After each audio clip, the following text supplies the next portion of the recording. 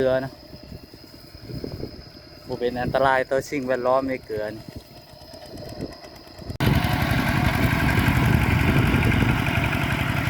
เห็นให้เห็นหน้าทุกคนอันนี้จะเป็นเกลือเนาะทุกคนเนาะมาพี่น้องกินข้าวพี่น้องคุณอยู่เคียงมั้ยนะหลังจากขึ้นดำนากิน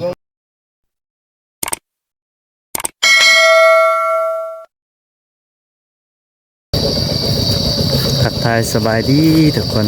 กับบรรยากาศเช้าๆเนาะวันนี้แดดเนาะทุกคนออกมาท้องนารู้สึกว่าแดดแห้งขนาดตอนนี้ก็กำลังเดินทางออกนาเนาะทุกคนเนาะออกดำนาบรรยากาศเช้าๆทุกคนอยู่ท้องไร่ท้องนาวันนี้อากาศแจ่มใสเนาะถือว่าแดดแต่เช้าเลยมันนี่เขาเจ้าก็ดำหน้าได้หลายแล้วนะทุกคนเนาะตอนนี้มาฮอดท้องนาแล้วทุกคนแดดกำลังส่องเนาะข้างนี้จะบางพานะทุกคน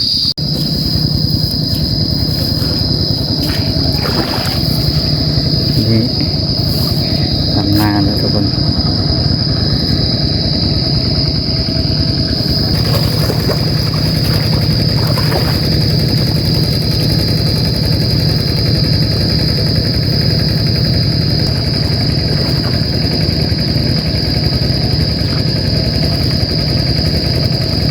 เลิกดำนาได้พี่น้อง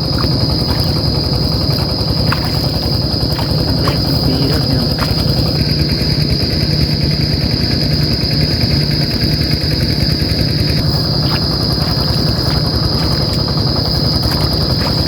เลิกพี่น้อง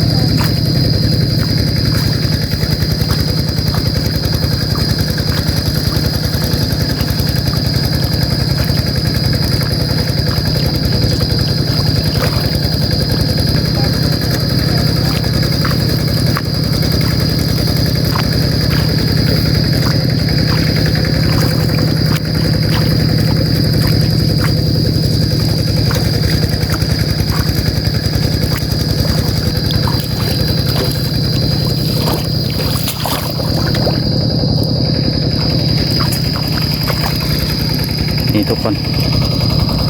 ทำนาไอ้นี่สิแล้วเลย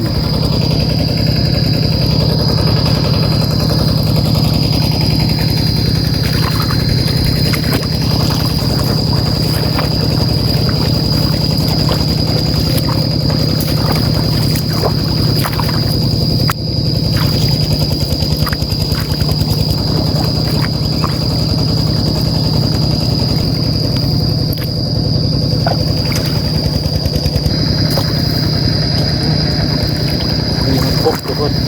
คกแปลกคกบูฮานเนี่ยบุคกกระถ้วยดินน่าจะแม่นคกเนาะทุกคน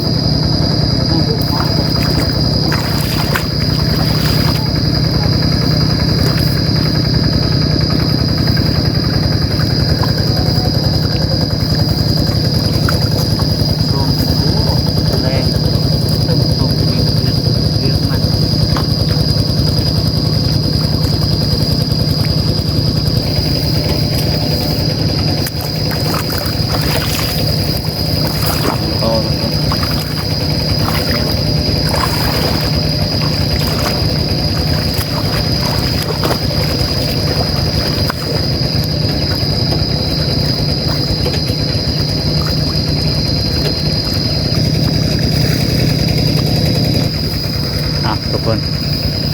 เดี๋ยวว่าให้นี่สำเร็จนะทุกคนสำเร็จเสร็จสิ้นต่อให้ที่สอง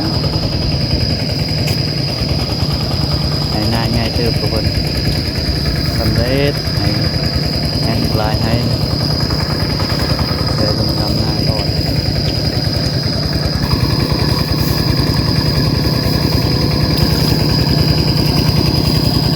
คนกาไปให้ทุกคนทุกคนให้น้อยหมด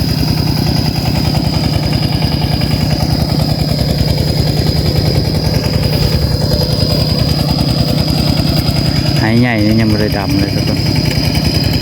ขาดก็ยังไม่ได้ขาดยังให้นี่ให้เดียวทุกคนให้ใหญ่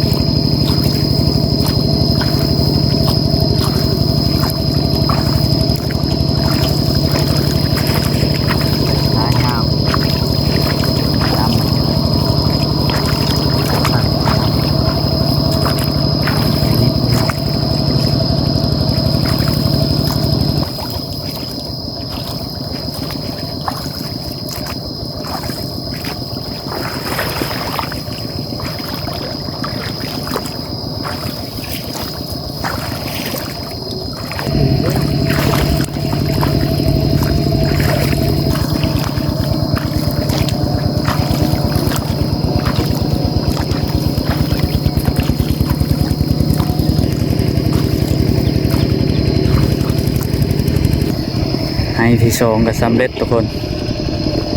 นี่จะเป็นให้ที่สองให้แรกมันอยู่ขึ้นแค่นี้เนาะนี่เป็นให้ที่สอง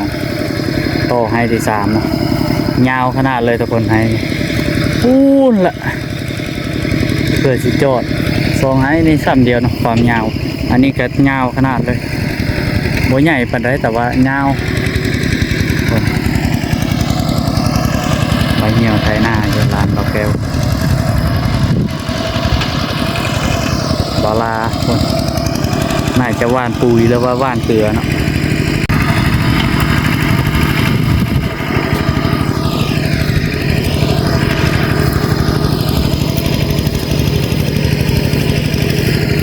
ทุกคนแล้วก็จะได้ทุกก้อน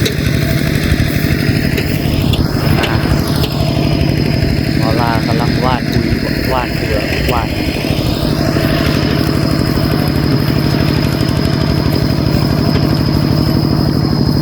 วาดปุ๋ยตรากระต่ายขอลาวาดปุ๋ยปุ๋ยละวาดปุ๋ยเกลือเอาวาดเกลือตัดดินนะทุกคนเนาะดินจืดเข้าจะบ่งามใส่เกลือนี่เข้าจะงามทุกคนใส่เกลือนะบ่เป็นอันตรายต่อสิ่งแวดล้อมในเกลือนี่หวานเลยพี่น้องดินจืดเข้าจะบ่งามเนาะทุกคนต้องปรับดินเนาะ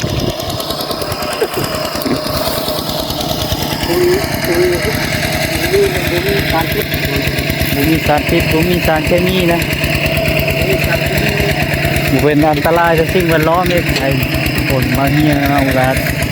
เราเหี่ยวไทยโดนขนาดทุกคนไอ้หน้ากันยาวเลยเอาแต่นี่ฮอดพุ่น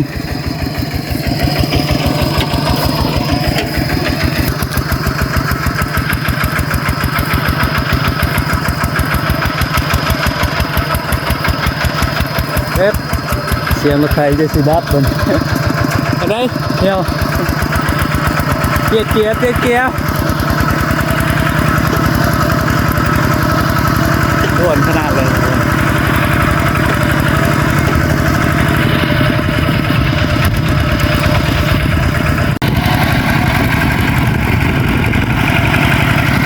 วิถีชีวิตชนบทลาวฤดูกาลเห็นให้เห็นหน้าทุกคนอันนี้จะเป็นเกลือเนาะทุกคนเนาะใส่เกลือเนาะไม่ได้ใส่ปุ๋ยอยู่นี่แถวนี้เขาเจ้าจะบ่ใส่ปุ๋ยนะใส่เกลืออย่างเดียวดินจืดใส่เกลือเข้าจะงามเนาะทุกคนเนาะปรับดินได้ดีเนาะทุกคนเนาะเกลือนี่ถ้าว่าดินจืดนี่เข้ากับสิบงามมาพี่น้องกินข้าวพี่น้อง คุณอยู่เคียงนะ หลังจากขึ้นลำนากินข้าว น้ำบริเวณนั้นเคียงพักขึ้นรับผมเคียงไปเคียง หุบมาเบิ้ลนั่นละ หลังจากเลยลำนากินข้าวบ้านเนี่ยเจียวปลาก้อยหอย ทุกนี้มันก้อยกัน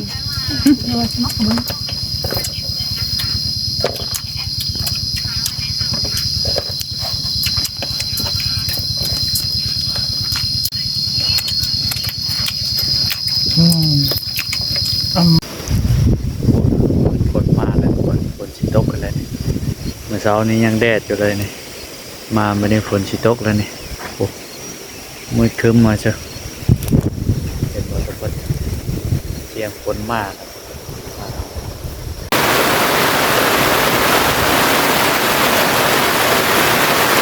ฝนตกแล้วทุกคน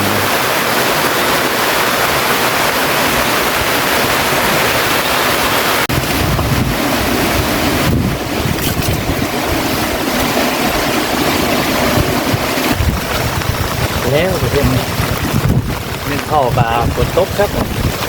ที่สุดแล้วก็ทั้งฝนทั้งลมทั้งฝนทั้งลมเหมือนกันเลยแง่กันทุกป่าอยู่ทุกป่าคน มันปอน้ำต้นโลกมันก็ดินเลย กระถือซ้ำตกเลยทุกคนนะท